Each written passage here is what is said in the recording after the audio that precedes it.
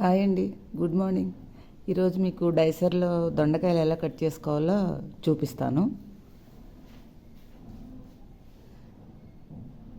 ఇలా దొండకాయలు ఆ చివర ఈ చివర కట్ చేసుకొని ఇలా రెండు రెండే పెట్టుకోండి, ఎక్కువ పెట్టద్దు, ఈజీగా కట్ అయిపోతాయి.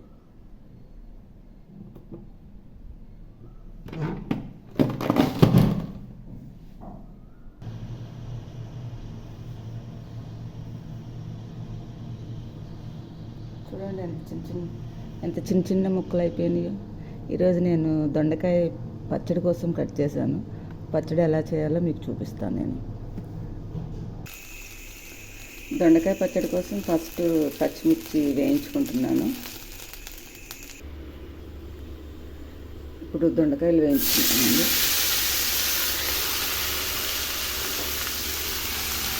చిన్న చిన్న ముక్కలు ఎంత ఈవెన్గా వచ్చినాయి. దీనివల్ల ఏంటంటే మనకి తొందరగా ముక్కలు ఉడికిపోతాయి, ఆ తర్వాత తొందరగా వేగుతాయి అన్నమాట. పచ్చడి కోసం 2 టమాటాలు కూడా కట్ చేస్తున్నాను. విడిగా కూడా కట్ చేసుకోవచ్చు, దీంట్లో కట్ చేస్తే ఏంటంటే తొందరగా అయిపోతుంది. మీరు ఎప్పుడన్నా వేరే కూరల్లో కానీ లేకపోతే సలాడ్స్లో కానీ కట్ చేయాలంటే కూడా మంచిగా నీట్గా కట్ అవుతుంది.